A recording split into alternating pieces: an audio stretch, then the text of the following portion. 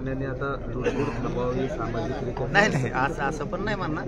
त्यांना दम नाही निघणार. आळी असते मोठी, काही काहीच्या बिगाड शेपटाच्या आहेत, काहीच्या शेपटाच्या आहेत, टोकरी देतात. त्यांना सल्ला देण्यात आपण काय अर्थ नाही. मग त्यांचं पोट कसं चालत, त्यामुळं ही शक्य गोष्ट नाही. परंतु ज्याचा त्याचा निर्णय म्हणला. शेवटी काय असतं बघा, किती कुणी काही म्हणलं तरी आता ऐकतच नसतं ना. ज्याला जे करायचं ते करणार. परंतु माझा उद्देश गोरगरिबांच्या लेकरासाठी, मला राजकारणाशी नाही देत. दादा, हैदराबाद गॅजेट लागू झाल्यानंतर बीडमधून फक्त 11 कुणबी प्रमाणपत्र आतापर्यंत मिळालेत. संभाजीनगरमधला आकडा जर बघितला तर 40च्या पुढे गेलेला नाही संपूर्ण मराठवाडा विभागाचा. नेमकं हे राबवण्याची जी प्रक्रिया आहे ती योग्य पद्धतीने चालू नाही का, आणि नेमकं अशा पद्धतीने अडचणी काय येतात? आपल्याला अगोदर त्यावेळेस त्यांनी असं सांगितलं होतं की आत्ताच 8-15 दिवस झाले GR काढून, आणि शेतकऱ्यांवरती प्रचंड मोठं संकट आलं मराठवाड्यात. आपण थोडं थांबूया. पटलं आम्हाला. त्याचं कारण पण तसं होतं की शेतकरी तुम्ही सगळ्यांनी बघितलं किती संकटात होता. GR मराठवाड्याचा शेतकरी संकटात पण आला मराठवाड्याचा, आणि ते आपल्याच बांधव थांबलो. 4 दिवस लेट निघत अशा हिशोबाने आम्ही थांबलो. तोवर आचारसंहिता लागली. पण मी गॅरंटीनं सांगतो तुम्हाला, मराठवाड्यातला पश्चिम महाराष्ट्राला एक पण मराठा आरक्षण वाचून राहणार नाही. एक पण. सोशल मीडियावरती एक ट्रेंड चालू आहे सध्या की परळीमधून तुम्ही निवडणूक लढवावी आणि मुंडेंना उत्तर द्यावं, असा ट्रेंड सध्या सुरू आहे. कसं समितीला परळीमध्ये निवडणूक तुम्ही लढवावी आणि मुंडेंना उत्तर द्यावं, असा ट्रेंड सध्या सोशल माध्यमावर. माझ्या डोक्यात हे बघा, मी नाही लपवत बघा काय, आणि तुम्ही सगळे बघतात बी. मी लपतच नाही आणि मला लपता पण येत नाही. राजकारण हा मला नादच नाही. पण समाजाच्या जीवावर उठल्याच्या नंतर मी मात्र मग दम खा. ज्याचं त्याचं मी मागे सांगितलं, तुम्ही तुमचं राजकारण करा, मोठे व्हा, पण मराठ्यांवरती अन्याय का करा, हे माझा उद्देश. तुम्ही अन्याय केला, मी नाही सोडणार. मग तुम्ही किती असो, किती तो जागीरदार असो, कुणी असो, मी सोडणार नाही. मला याच्यात राजकारण पण नाही आणायचं. आताच्या प्रकरणात सुद्धा मला हे पूर्ण कडीलाच न्यायचं. दादा, मराठवाड्यात जवळपास 2,56,000 कुणबी प्रमाणपत्र वितरित करण्यात आले आहेत, परंतु अनेक ठिकाणी कुणबी प्रमाणपत्र वितरणात अडथळे असल्याची माहिती आहे आणि तक्रारी देखील येतात, परंतु त्यावर उपाययोजना मात्र केल्या जात नाही. ते खरं आहे. तुम्ही म्हणता हे खरं आहे की सगळीकडून त्या तक्रारी व्हॅलिडिटी दिली जात नाहीत. नोंदी असून त्याचे प्रमाणपत्र दिले जात नाहीत. उपसमितीच्या अध्यक्षांनाही आम्ही हे सांगितलं. ज्यांच्या मंत्रालयामार्फत येत आहे संजय शिरसाट साहेबांना, त्यांनाही सांगितलं वेळोवेळी. परंतु आता आचारसंहिता झाल्याच्या नंतर त्यांनी सांगितले आम्ही चांगली स्पीड घेऊन नको सांगायला, मग मायाने पोटात राहणार खपकून सगळं होणार. मराठवाडा जाणार आरक्षणात पुरा. दादा, नार्कोटेक्सच्या संदर्भामध्ये तुम्ही मागणी केलेली आहे, मात्र पुढून काय त्या संदर्भात काय आलं का? परवानगीच्या संदर्भात देखील तुम्ही अर्ज दिलेला होता, त्यावर काय नेमकं प्रक्रिया झाली? मी पण मागणी केली, त्या ह्या गाडीने केली तिकडून. चल ना म्हणा आता बघा, लपायचं नाही राव. जे असं ना जातवान वागायचं तेव्हा म्हणलं की मी दुसऱ्या दिवशी सकाळीच अर्ज दिला. आणि माझा तो अर्ज जर चुकीचा असत, तुम्ही कसाही लिहून आणा, कोर्टात चला, हायकोर्टात चला, सुप्रीम कोर्टात चला, राष्ट्रपतीकडे चला, राज्यपालकडे चला, तुम्ही कुठं चला, तिथं सह्याने केल्यात 2 बापाच्या हवला. मी शेतकऱ्याचं पोरग, आम्हाला खरं पडतं, खोटं नाही पटत. तो खोटा, तुला हे करायची गरजच नव्हती हो. राजकारण चालू असतं, पाडापाड्या चालू असतात, एकमेकाला प्रेस घेणं चालूच असतं, एकमेकाविरोधात भाषण करायचं चालू. घातपातापर्यंत चालला तू, आणि ती बी माया. आता भाऊ सुट्टी नाही तुला. चल, लपू नको. पदराच्या अडून लपायचं नाही. एका बापाचं असल्यासारखं निघायचं तिकडं. आता नार्कोटेस्टला दोघं बसू त्या मशनीत, नळ्या कुंकड का घाली चल, थांबायचं नाही. दादा, तिसऱ्या आरोपीला अटक केलेली आहे, मात्र त्याचा जो कॉल आहे CDR आहे, त्या संदर्भात नेमकी मागणी काय असणार आहे? का तो अटक केलं गेलं, पण ती पुढची प्रक्रिया आहे ती व्यवस्थित पद्धतीने सुरू असं वाटतं? ते कोण पोरग आहे ना मला माहित पण नाही. ते कांचन काहीतरी त्या पोरांचं नाव आहे. त्यांनी यांना घरी येऊन नेले आणि परळीला नेले. आणि एक बघा, त्याचं एक वाक्य खूप चांगलं आहे त्यातलं. तसे सगळेच चांगले आहेत, पण एक आणखीन थोडं चांगलं आहे मुख्य घ्यायला. त्यांनी सांगितलं आम्ही तिथं बैठकीला गेलो होतो परळीला, याचा अर्थ खुनाचा कट तिथं शिजला आणि ह्या आरोपीला घेऊन गेला होता. त्याच्यात तो असं म्हणतोय पुन्हा की तिथं एक दुसरा आलेला होता आरोपी, आणि तो बघितल्यावर आम्हाला लय धक्का बसला, आणि त्याला पण बसला, आणि ते कुणालाच ओळखीत नाही असं म्हणतोय. ते आम्ही एकमेकाला ओळखीत नाही, ते बी एकमेकाला ओळखीत नाही असं म्हणतात. आणि कालची रेकॉर्डिंग तू ओळखीत नाही ना, तू तर म्हणतो त्याला काय शब्द वापरला त्याने, तो की खूप मूड मध्ये आले म्हणे, लय उडे हाते धनंजय मुंडे ते मिळाल्यापासून तूच म्हणतो.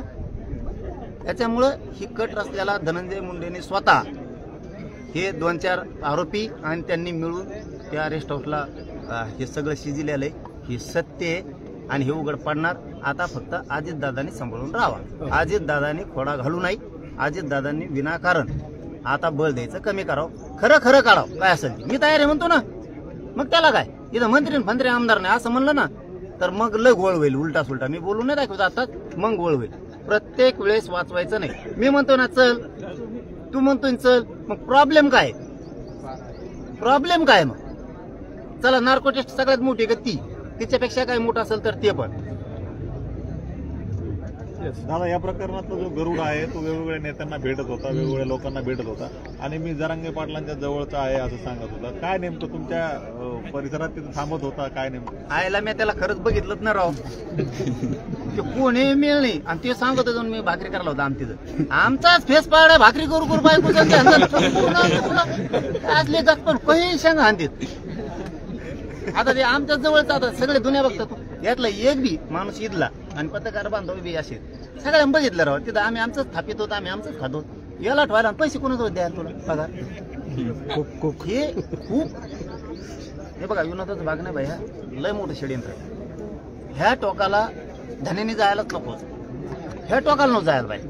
ठीक आहे, विरोध करणं चालू राहतं, आम्हाला चालू राहतं. तू मुळावरच उठायला लागला आणि माझ्या मी एवढं सोपा आहे. आता मी एवढं सोपं आहे. गाड्याच काय सांगतो, माझ्याजवळ बिगर नंबरचीच गाडी आहे, तीच देतो. तुम्ही जाच नसता मग गोळ्या औषध घाला. याला बायाचे धंदे करायला तो आता. अरे बाया जेवणात औषध घालत्यान राव. काय कच्चे पाठवले तो. पण एक झालं याच्यातून मराठ्यांसाठी, मराठा जिंकायसाठी मी जिद्दीनं लढलो. पण जिद्दीला लढणाराला हरवायची ताकद नाही यांच्यात, म्हणून त्यांनी हरवायचे प्रयत्न नाही केले. तर खून कट रचून खून करायचे, कट रचले. मराठ्यांविषयी कट रचण्यात यावं, हिंमत नाही मराठ्यांना कोणाच्या हलवायची. असे बयाचे चाळे करू शकतात. दादा, एवढा मोठा कट शिजला गेला, पण जे राज्याचे गृहमंत्री आहेत, दोन्ही उपमुख्यमंत्री आहेत, यांनी कुणी तुमच्याशी संपर्क साधला का हे सगळं झाल्यानंतर? आणि सरकार या कटाकडे नेमकं कसं पाहतंय? काय कारवाईच्या अनुषंगाने सरकारने काही उच्चस्तरीय पातळीवरून काही आदेश वगैरे दिले, तसं काय झालं तुम्हाला माहिती? नाही, मला ते काय माहित नाही. मी पण विचारलं नाही, मी पण फोन केला नाही. फक्त पहिल्या दिवशी फोन केला मी, ते दुसऱ्या दिवशी यांनी अलिबाबांनी सांगितलं. अलिबाबा नाही, ती अलिबाबा तिकडचा आहे. ही शेत केली, त्या झाडावर बसतो तेच झाड तोडतो आणि फांदीवर पडवतो, त्याच फांदीवर पडतो, तीच फांदी तोडतो आणि त्याच्यावरच बसतो. यांनी फक्त त्या दिवशी सांगितलं मी, तेव्हा मला नार्को टेस्ट करायची, तर मी तयार आहे. मुख्यमंत्र्यांना सांगितलं. आता याच्यात मागे सरकार नेण्याचं तुम्हाला मग मी अडचणीत आणणार. तुम्ही खऱ्याचं खोटं, खोट्याचं खरं करायचं ना. तेव्हा म्हणतो ना नार्को टेस्ट करायची, तर हो द्या. मायामुळं सगळे तर बाहेर येईन त्याचं. कोणाकोणाचं काय केलं, महादेव भाई मुंडेला काय केलं, त्या बाप्पू आंधळेला काय केलं, त्या गीतेंना काय केलं, संतोष भाईच्या देशमुखांच्या प्रकरणात किंवा अंधारातून किती चाली रचल्या, हे तरी लोकांना माहित होईल. अरे ते वंजऱ्याला सुद्धा सुख नाही यार याच्यामुळं.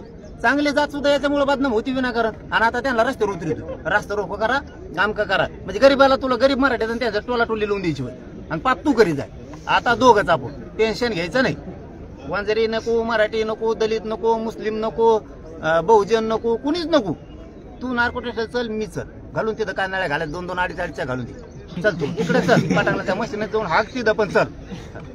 पाटील, कटाचा भाग हा तपासाचा भाग राहिला, तपास यंत्रणा कामाला लागलेले आहेत. गेल्या 2 वर्षापासून बीडमध्ये सामाजिक अस्वस्थता आहे, सामाजिक दरी पसरली आहे. बीडचं नाव घेतल्यानंतर इथल्या लेकरांना बाहेर जिल्ह्यात रूम देखील देत. तुम्ही मोठे बंधू म्हणून एक काय सामाजिक आव्हान कराल की ही कुठेतरी सलोखा निघाला पाहिजे, सर्व पूर्वीसारखे एकत्रित सगळे एकत्रित बसले पाहिजे, तुमचा सल्ला, मौलिक सल्ला हवाय महाराष्ट्रात? मला दादा एक सांगा, मी चांगल्याच ऐकत नाही, पण तुमचं ऐकतो. मी चुकलो कुठं, मला प्रामाणिक पत्रकार म्हणून बी दाखवा, माणूस बनवून बी दाखवा. माणूस म्हणून पण बोलतो. मी चुकलो कुठं? मी ना बहीण भावाला कधी विरोध केला? मी त्यांना सांगितलं होतं तुम्ही मला विरोध करू नका. तुमचा माझा काही संबंध नाही बहीण भावाचा. म्हणजे आज खरं सांगवलं मी बीडच्या पत्रकार बांधवाला. आपण निरोप सुद्धा पाठवले होते. ते ज्या वेळेस माझ्या विरोधात टीका करत होते त्यावेळेस मी निरोप पाठवले त्यांच्या माणसाकडून. त्याच्यात 2 मोठे अधिकारी आहेत आणि एक त्यांच्या जातीचा मोठा नेता पण आहे. नेता पण म्हणतो आणि ते दोघांच्या पण ताटात खातो, दोघांच्या पण. मी सांगितलं होतं मी यांनी कधी आम्हाला विरोध केला नाही. हे विनाकारण भाषणं करतात राहून माझ्या विरोधात बोलतात काय पण हे दोघं पण. तुम्ही करू नका. मी तुम्हाला दोघा बहीण भावाला विरोधक मानला नाही. 3दा सांगितलं, चौथ्यांदा पुन्हा बोलले, पुन्हा त्यांनाच पाठवलं. म्हणलं थांबा बरं का, एकदा जर मी भिडलो तर तुम्हाला वाटत असं 25 वर्षाचे झालं मी पाडी ना, मग माझी चूक काय? तुम्ही बोलल्याशिवाय मी बोललो नाही. आंबडला आमचं आंदोलन आंतरवाली सुरू आहे, तर मी शिरीष विषय घेतला म्हणून बोलायला लागलो नाही. इथं सुरू आहे, त्यांना आंबड लिहून त्या येवल्याला काही गरज होती का? नाही. इथल्या बीड बद्दल, ह्या 2 नेत्याबद्दल आम्ही कधी बोललो का? नाही. तुम्ही सुरू केलं. अरे मग मला तुम्ही जर मराठीवर अन्याय करायला मला बोलावं लागेल ना. संतोष भाईचा खून करून टाकला, बोलायचं नाही. मला चूक दाखवा, इथं चुकला नाही तुमच्या शब्दावर. मी म्हणतो मी मोठ्या मोठेच नाही करत. जर 4 पावलं नाही मग घालून तर खानदानात बदल. चूक काय मराठ्यांची? चूक काय? मराठ्यांनी काय पाप केलं? तुम्ही उठलं की मराठ्यावरच अन्याय करायचा, मराठ्याच्या नेत्यावर पण अन्याय करायचे, बीड जिल्ह्यातल्या मराठ्यांच्या गरीबावर पण अन्याय करायचा, जिल्हा परिषद, पंचायत समिती, नगरसेवक, सभापती, सरपंच यांच्यावर तुम्ही अन्याय करायचा. ते पक्षात राहतात, कुठं राहतात म्हणून ते दबतात. पण मला कळाल्यावर मी दबणार नाही ना. मी सगळ्या मराठ्यांच्या पक्षासह सामान्य मराठ्यांच्या पाठीशी उभा राहणार 100% राहणार. पाटील मात्र योगेश, मात्र महाराष्ट्रामध्ये एक विदारक परिस्थिती अशी आहे, कुठल्याही समाजाचा मुलगा असेल किंवा मुलगी असेल, मात्र बीड नाव घेतल्यामुळे त्यांना रूम मिळत नाही, त्यांना वसतिगृह मिळत नाही. तमाम महाराष्ट्र तुमच्या पाठीशी राहिला, तुम्ही महाराष्ट्राच्या पाठीशी राहिला. तुम्ही महाराष्ट्राला काय आव्हान कराल? हा दुजाभाव बंद झाला पाहिजे का नाही विद्यार्थ्यांना? त्याचं खरं कारण सांगतो. वंजारी समाजात येणे 2 भाग केले. याच्याबद्दल बोलतो आम्ही, तिच्याबद्दल नाही. याने 2 भाग केले. गरीब वंजारी समाज हा कष्ट करतो. सुशिक्षित दुसरा भाग, सुशिक्षित वंजारी समाज आणि अधिकारी, काही म्हणतो आम्ही, काही अधिकारी यांची सांगड घातली यांनी. सुशिक्षित बेकार पोरं यांनी गुन्हेगारीकडे लावली. पूर्वी मोठ्या मुंडे साहेबाच्या काळात असं नव्हतं. यांनी सुशिक्षित पोरं गुन्हेगारीकडे लावले आणि काही अधिकाऱ्यांनी त्यांना पाठबळ दिलं आणि म्हणून ही वाढता गेली. म्हणून जे तुम्ही म्हणता ना राज्यात ते बिघडले, लोकांची भावना उठली. कसल्या मॅटरमध्ये हे साथ द्या ना. तुम्ही चुकीचं असलं चूक म्हणा ना. आमच्याच्या सुद्धा चूक असलं का आम्ही चूक म्हणतो, नाही उठत, अजिबात नाही उठत. एखाद्या मराठ्याच्या माणसानं नेत्याने चूक केली, आम्ही त्याच्या बाजून उठत नाही. तुम्ही तसं का म्हणत नाही? तुम्ही चूक केली तरी त्याच्या मागच उभा राहता, काहीही केलं तरी तुम्ही त्याच्यावर पांघरून घालता. कसं दबन आहे? मग लोकांच्या राज्यात भावना काय झाल्या? खोली दिली यांना राहायला तरी त्रास व्हायला लागला बा. यांना कुठं शाळेत जाता येताना वेगळेच व्हिडिओ काढणार, फोटो काढणार, दारू पिऊन शा देणार, येता जाताना कट हाणणार, काहीतरी उग्र भाषेत बोलणार. लोक किती दिवस सहन करणार? हे दुष्परिणाम. कारण त्यांना काय वाटतं हे सांगतो तुम्हाला, हाय ना त्यो म्हणजे तो असल्या चुकीच त्याला बळ देतो, म्हणून हे भोगायची वेळ आली आता. त्यांनी त्या दिवशी आव्हान केलं ना, समजा त्या काय नाव त्यांचं, त्या पंकजा मुंडे, की बाबा शांतता राहिली पाहिजे. आम्हाला पटलं ती गोष्ट, शांतता राहिली पाहिजे. कुणी जर समोर हात केला तर आम्ही कुठे चुकीचं त्याला काढलं नाही, त्याच्यापासून बोललो पण नाही. आम्ही सुद्धा इतके उघडत नाहीये.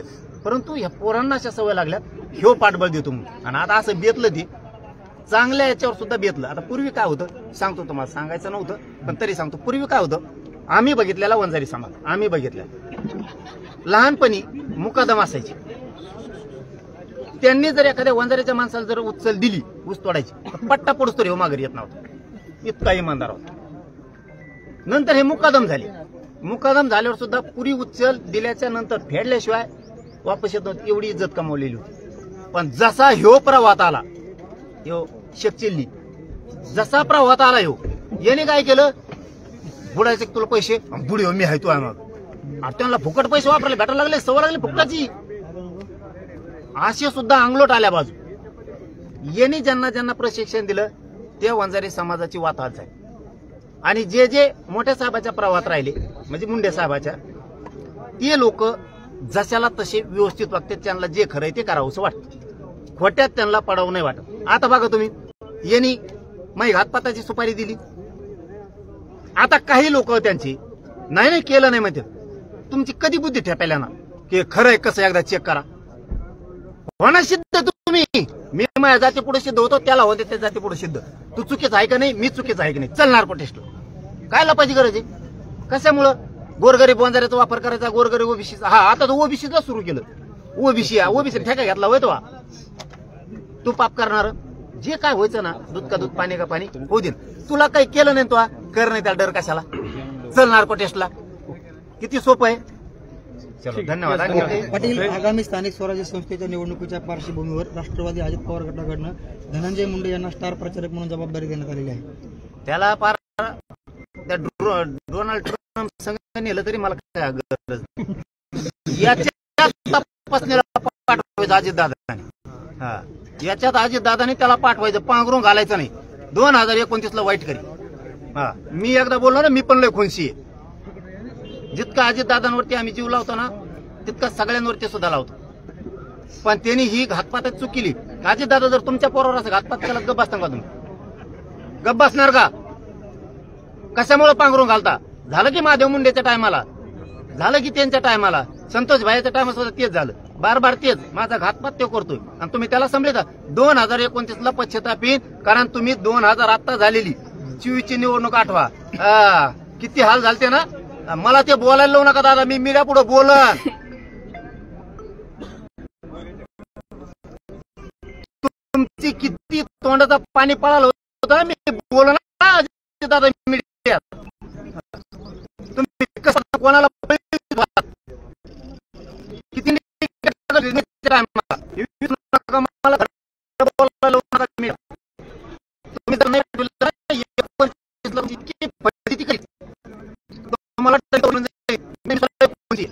कारण मी बदल नाही. प्रकाश आंबेडकरांनी आठवणी वृत्ती काढलं होते कारण की पाटलांनी नाही, मला आभार मानावं लागतं प्रकाश आंबेडकर साहेबांचे.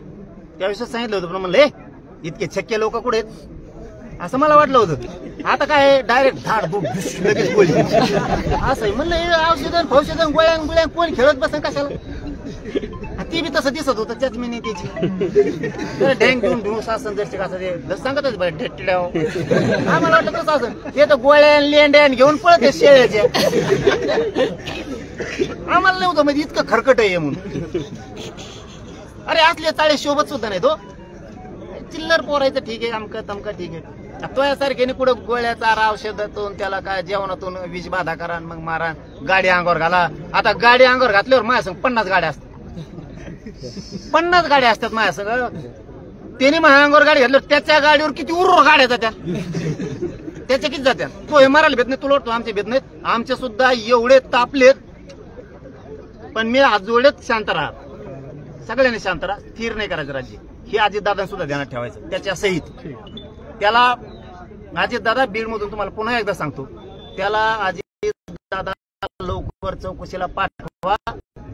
त्याला ती अर्ज करायला सांगा.